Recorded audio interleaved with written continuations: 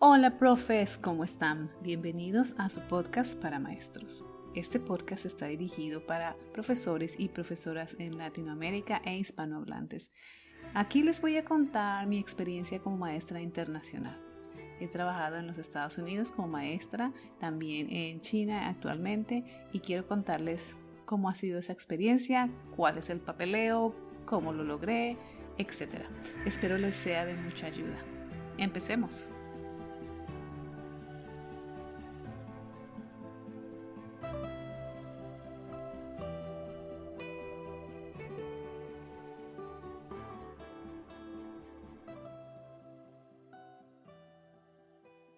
Hola, profes, ¿cómo están? ¿Cómo van? ¿Cómo va todo? Espero que todo lo que hemos visto anteriormente les esté ayudando, les está dando una luz de cómo se hace la diferenciación. Hoy quiero hacer algo un poco diferente. Les quiero contar cómo hice yo la diferenciación con estudiantes de preescolar, porque yo considero que si uno puede manejar un grupo de preescolar, podrá manejar grupos un poco más de estudiantes un poco más grandes. Yo siento que las maestras de preescolar tenemos ese talento, ¿cierto, maestras? Díganme que sí, ya saben, díganme que sí, hagan comentarios y me dicen si es cierto que los maestros de preescolar tenemos estas habilidades, sin dejar atrás a los maestros de primaria también. Pero siento que las maestras de preescolar tenemos que valernos de muchos recursos para que los estudiantes nos presten atención y sigan las instrucciones. Entonces, empecemos. Retomando, entonces yo estaba en la villa trabajando con niños de preescolar, tenía 5 grupos a mi cargo de preescolar y de los 5 grupos, en ese momento ya tenía experiencia para diferenciar y para hacer grupos pequeños, entonces no me sentí como con miedo de implementarlo. Lo primero que hice fue tomar la decisión. Yo podía seguir haciendo una clase magistral, mostrando unos videos, cantando con los niños, haciendo lo de siempre, o podía iniciar el trabajo de grupos por centros. En este caso, por ser China y por ser el preescolar, los estudiantes tenían clases de media hora máximo. Esa era lo máximo que tenían los estudiantes, clases de media hora. Yo tenía estudiantes de 3 años a 6 años. Entonces, esa era la población que estaba manejando. Lo primero que hice fue crear los visuales. Entonces, ya tenía el currículo listo, porque ya me lo daban listo, entonces yo no tenía que crear nada. Y tenía un salón para mí. Inicialmente cuando llegué allí, yo tenía que rotar por los salones, pero el siguiente año me dieron un salón para mí. Entonces yo dije, bueno, voy a hacer diferenciación. Entonces lo primero que hice fue crear los visuales. Uno de los visuales que hice fue crear líneas en el piso donde los estudiantes iban a hacer las filas para ir a sus centros. Ya tenía claro que iba a ser 4 centros. Los 4 centros era el centro de hablar, el centro de escuchar, el centro de leer y el centro de escribir, que son las 4 habilidades de un lenguaje. Ya los tenía listos. Hice unas líneas donde los estudiantes se iban a ubicar de acuerdo a la habilidad que iban a practicar ese día. Entonces, ¿cómo iniciábamos la clase? Luego de que yo hacía una bienvenida en el área base, como les indicaba en el capítulo anterior, teníamos un área base. Yo tenía un área base era un tapete, en este caso, era un tapete donde los estudiantes llegaban y tenían un lugar asignado porque son niños de preescolar y ellos siempre quieren estar al lado de la maestra, entonces para que no pelearan les daba un número y en ese número se tenían que sentar todos los días. Y así evitaba yo la discusión y la pelea entre ellos por quién está al lado de la maestra, quién es el otro, o sea, por la pelea, porque los niños a esas edades pelean mucho. Entonces, yo hacía la clase de bienvenida, el lunes, eran 5 días a la semana, el lunes hacíamos una clase como magistral, donde yo presentaba la clase, presentaba el tema, vamos a hablar de las frutas, y les mostraba las frutas y los colores de las frutas, y enseñaba algunos patrones de lenguaje. Eso lo hacía yo el lunes. El martes hacía ya rotaciones. Luego de la bienvenida a la clase y de la instrucción general del tema, con una canción, con una explicación, los estudiantes iban a sus líneas. En estas líneas se les indicaba a qué espacio del salón deberían moverse. Eran 4 estaciones, de martes a viernes. Esta rotación por centros la practiqué con los estudiantes y con cada una de las clases por 2 semanas antes de iniciar a enseñar, para generar la rutina y para observar que los estudiantes estaban entendiendo el procedimiento. Mientras practicábamos, yo hacía mucho énfasis en las ayudas visuales que estaban en el piso o que estaban en las paredes. Para que los estudiantes luego se pudieran orientar. Yo les decía, esta es la línea de hablar. ¿A dónde va la estación de hablar? A esta área del salón donde dice hablar. Todo estaba rotulado. Entonces, en la primera estación, o en una de las estaciones, porque no tienen un orden en sí, son como son rotativas, pues es un ciclo. En la estación de lectura tenían varios libros para que los estudiantes pudieran leer de edad preescolar. Leer en edad preescolar es ver ilustraciones, no necesariamente decodificar. Eso es importante, que leer también es ver ilustraciones. En esta estación los estudiantes estaban mayormente solos leyendo en la estación y yo tenía una rúbrica visual, sin palabras, de solo dibujos, donde les explicaba cuáles eran las expectativas y las normas de cada estación. Algo que también les expliqué varias veces antes de iniciar a enseñar. Dentro de las expectativas estaba el tono de voz de la estación, dónde poner los libros, cuándo leerlos, cómo leerlos, si con amigos o sin amigos, si solos o no. Entonces, eso estaba explicado en las rúbricas visuales. Estas expectativas o normas también pueden ser discutidas con los estudiantes para llegar a acuerdos, y los acuerdos deben estar en las carteleras en algún lugar del aula para que los estudiantes se refieran a ellos cuando se les olvida, que tienden a olvidarse las normas básicas. La estación de escritura era donde los estudiantes dibujaban, coloreaban o completaban hojas de trabajo. En esta estación los estudiantes tenían acceso a marcadores, tableros mágicos, colores, crayones u otros recursos que les iba a facilitar su trabajo. Las expectativas también estaban a la vista de los estudiantes y estas incluían cómo volver a organizar el área que estaban usando. En la estación de escucha yo tenía un computador. Y este computador le compré unas salidas para los audífonos, pero yo le adapté otra para que hubiera más porque pues eran más niños. Habían 6 niños y creo que podía hacer, o sea, 6 niños por estación y creo que podía hacer las 6 salidas o las 5 salidas. Las expectativas en esta estación eran mayormente evitar que se cruzaran los cables. Este fue uno de los problemas más comunes, cómo evitar que se congestionaran los cables, pero pues no lo logré siempre. Al final de las clases me tocaba desenredar los cables. Era complejo. La siguiente era la estación de hablar y era donde los estudiantes practicaban conmigo y ahí era donde había más diferenciación. En esta estación estaba yo la mayor parte del tiempo. A veces me movía por el salón para revisar que los demás estudiantes estuvieran haciendo lo que se les pedía, pero la mayor parte del tiempo yo me sentaba con ellos y les enseñaba frases útiles sobre el tema, practicábamos con títeres, con tarjetas visuales, con juegos de memoria, todo para reforzar el vocabulario. En este lugar era donde yo más diferenciaba, como les mencionaba. Mi objetivo era que los estudiantes usaran el vocabulario y que los estudiantes aprendieran. Bueno, y con los estudiantes que aprendían más rápido, pues les daba tareas más complejas, como armar frases o más palabras o empezar a hacer una pequeña conversación. Recuerden que son niños de preescolar chinos que no hablaban inglés, que no me entendían en muchas ocasiones. Con los estudiantes menos maduros hacía juegos de memoria para que se aprendieran el vocabulario básicamente. En esta clase tenía la fortuna de tener una maestra que venía con los estudiantes y me ayudaba a monitorearlos y también me ayudaba a comunicarme porque eran niños de preescolar y no entendían lo que yo les estaba hablando. Yo no hablo chino, entonces esta maestra hacía como de mediador cuando había una dificultad, pero generalmente le pedía a la maestra que no interviniera lo más posible, solo que los observara y estuviera ahí como una persona que ayudara a controlar el comportamiento. Después de que terminamos las 4 estaciones, digamos, los niños iban a una sola estación. Cuando terminamos la instrucción en la estación, volvíamos a la estación base, que yo le llamaba la estación del aprendizaje, que era el tapete. Muchos colegios usan tapetes en la primaria y en el preescolar para que los estudiantes se sienten en el tapete y puedan prestar atención y no desde las sillas. Entonces, como ellos estaban ya asignados a un lugar, pues evitaban conflicto. Y ahí terminábamos la clase. Terminábamos con una canción o terminábamos como diciendo alguna frase o repitiendo alguna frase y ya se iban los estudiantes a sus clases normales y llegaba la siguiente clase que ya había hecho, con la que yo también había hecho exactamente lo mismo y practicábamos lo mismo, pero los temas eran diferentes. Entonces, esto era lo que yo hacía con mi clase diferenciada de lenguaje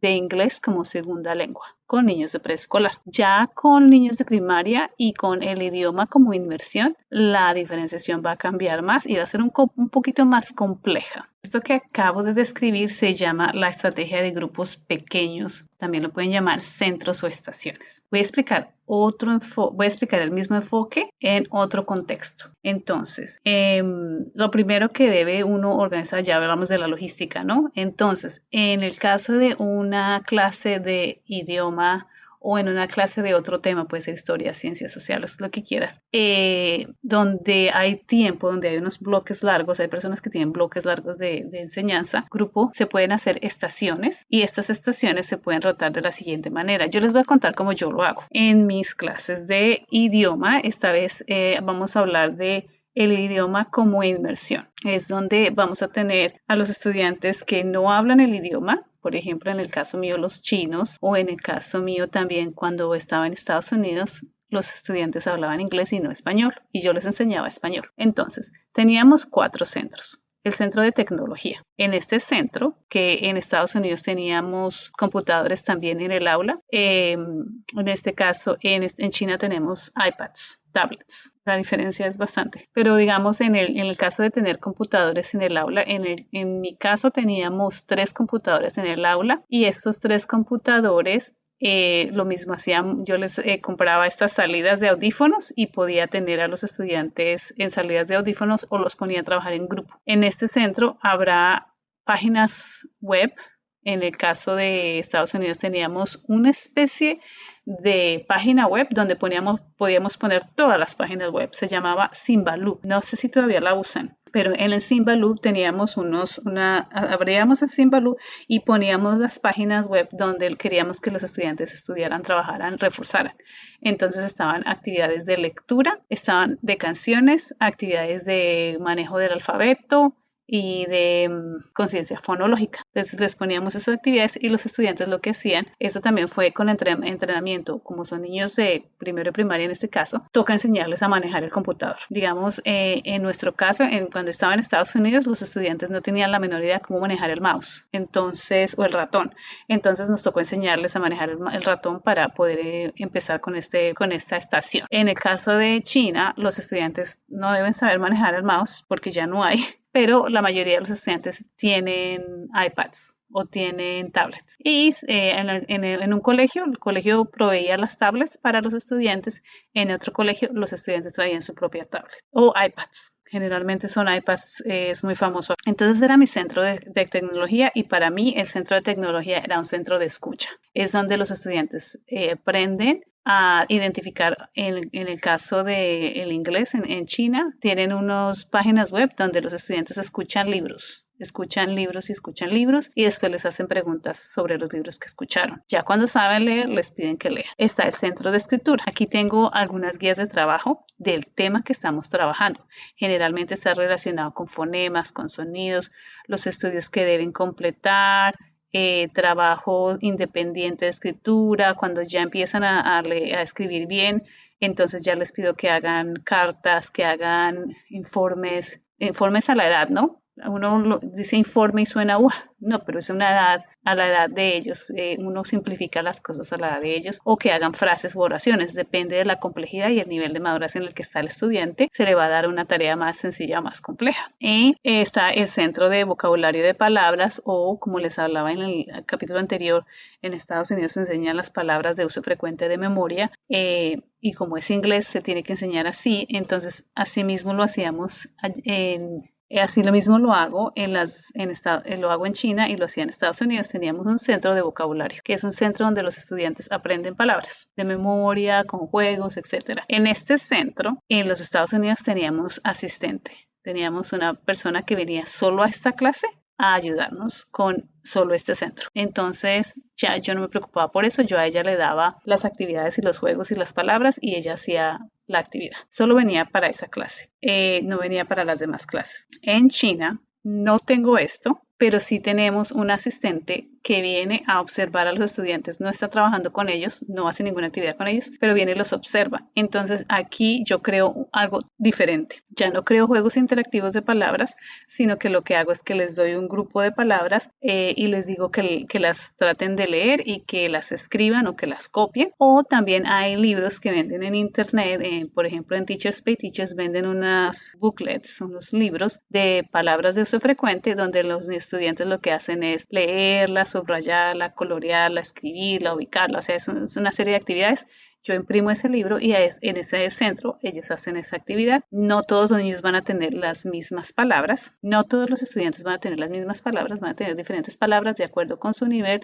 de aprendizaje. Si ya se saben las palabras básicas, les doy otro libro. El centro con la maestra, que es cuando se encuentran conmigo, en este centro es cuando los estudiantes se sienten vistos. Primero tengo una mesa semicircular que es como en forma de luna, que me encantan esas mesas, me parecen la más maravilloso porque yo estoy en el centro y puedo verlos a todos los estudiantes que se sientan en la mesa, los puedo ver y puedo interactuar con ellos. En esta mesa, a esta mesa llegan los estudiantes cuando tienen que estar conmigo, cuando está en su rotación, está a encontrarse conmigo. Entonces este centro es de 6 a 8 estudiantes. Yo prefiero entre menos estudiantes mejor y yo creo que todos los maestros lo sabemos, entre menos estudiantes mejor en este centro porque podemos poner más atención.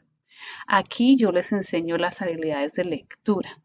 Les enseño a decodificar, escucho cómo decodifican, modelo la decodificación y también les enseño a interpretar imágenes, a responder preguntas y hacer gráficos de un libro. Entonces todo eso se enseña en este centro, más o menos de 15 a 20 minutos por grupo, porque tengo solo 4 grupos y los roto en el mismo momento, es decir, en los 90 minutos yo me encuentro con los 4 grupos. No tengo tiempo de hacer otra cosa sino encontrarme con los 4 grupos. Otros maestros lo hacen diferente, lo hacen como rotan a los estudiantes y se encuentran con ellos una vez a la semana o 2 veces a la semana, dependiendo del tiempo que ellos le dediquen a cada centro o a cada estación. Los estudiantes que han practicado los estudiantes ya han practicado por lo menos 2 semanas cómo rotar por los centros. Es decir, con las manecillas del reloj, ellos ya saben a dónde van,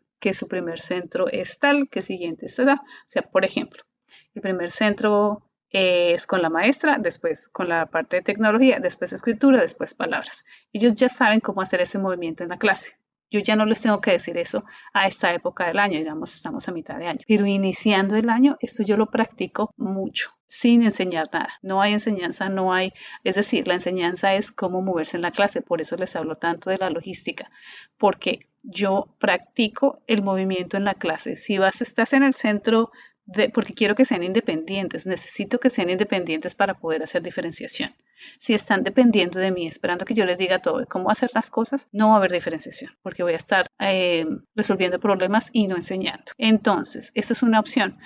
Y también tengo visuales de cómo rotan, lo he mencionado anteriormente. Como se reúnen conmigo, mínimo, yo hago centros mínimo 3 veces a la semana este año. Cada año es diferente, cada clase es diferente. Depende de cómo quiera la escuela que se realice la diferenciación, si es que les interesa, si no les interesa. Yo siempre la hago porque ya me acostumbré y porque me parece un buen método para ayudar a los estudiantes, a todos los estudiantes en el nivel que están. Pero pues hay colegios que lo exigen más que otros. Entonces, en esta rotación hay muchos visuales donde los estudiantes, hay muchos visuales y hay muchos auditivos.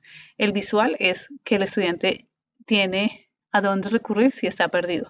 Tiene una cartelera donde dice, debo estar en esta estación. Si está perdido, si se le ha olvidado, si se ha perdido o si es nuevo en la clase. Y auditivos, tengo campanitas, tengo sonidos diferentes para cada movimiento. Esto suena muy, muy a conductivismo y realmente es un poco conductivista, pero para los movimientos sí necesito que haya un poco de conductivismo, que al escuchar el sonido puedan decir, acabo de terminar mi clase, voy a limpiar, voy a organizar y me voy a la siguiente estación. Esto es una de las estrategias. Hay muchas estrategias de diferenciación. Esta es la que yo más conozco y la que yo más uso. Entonces, visuales hay muchos.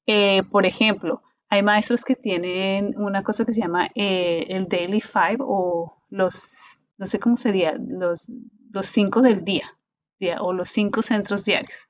En esta estrategia son 5 estaciones con diferentes centros, pero los maestros no se reúnen con los estudiantes todos los días, sino uno de los días tienen reunión con sus estudiantes. Lo llamamos reunión porque es el momento en que el maestro puede dedicarse a este grupo. Voy a poner en el manual y cuando empiece a salir, bueno, es que no sé si en podcast se puedan poner las imágenes, pero hay unas imágenes que pueden ayudar para que los estudiantes miren en qué estación están. Hay maestras que son súper más avanzadas que yo y ya los estudiantes llegan en la mañana y escogen la estación donde se van a ubicar ese día. Ellos mismos escogen. Yo todavía no he llegado a eso. Asumo que toca hacer una planificación y una logística un poco más compleja. Bueno, y les estoy hablando el grupo, les estoy hablando también de la estrategia de los 5 centros que no se rotan diariamente, que los estudiantes pueden rotar 3 centros un día y 2 centros el otro día y después otros 3 centros el otro día. Esto requiere mucha logística, mucha logística. Los 5 centros o los 5 del día, la traducción sería como los 5 del día.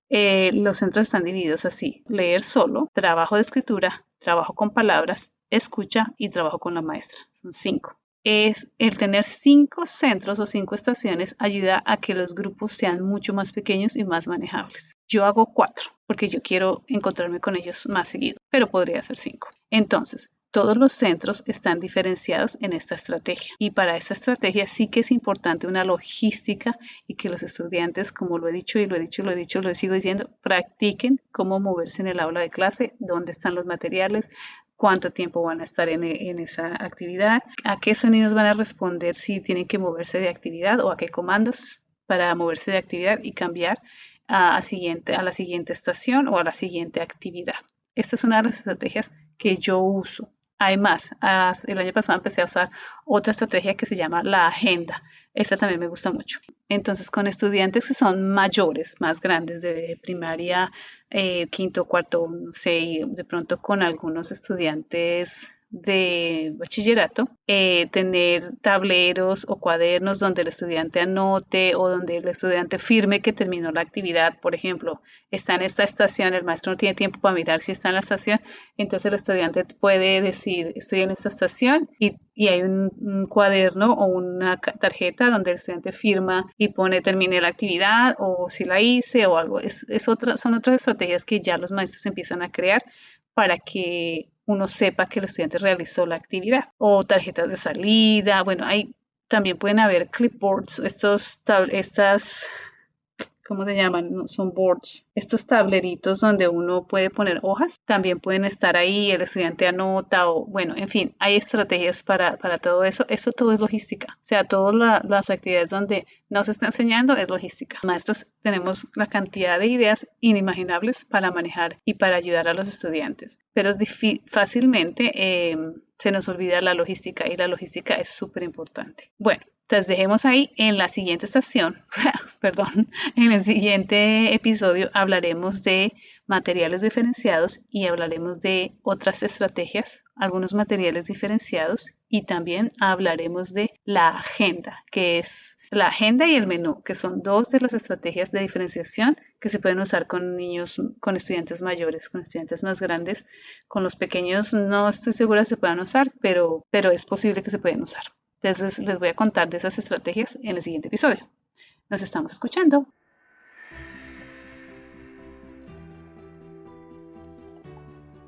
Bueno, profes, hasta aquí va este capítulo. Espero les haya servido mucho, que les haya gustado, les haya encantado, que los haya entretenido, que les sirva la información que les estoy dando. Se pueden comunicar conmigo en mi página de internet www.paramaestros.info. Ahí están mis contactos, mis redes sociales. Pueden llegar ahí, mirar, contactarme, escribirme a mi correo electrónico. Mi correo electrónico es podcast@paramaestros.info.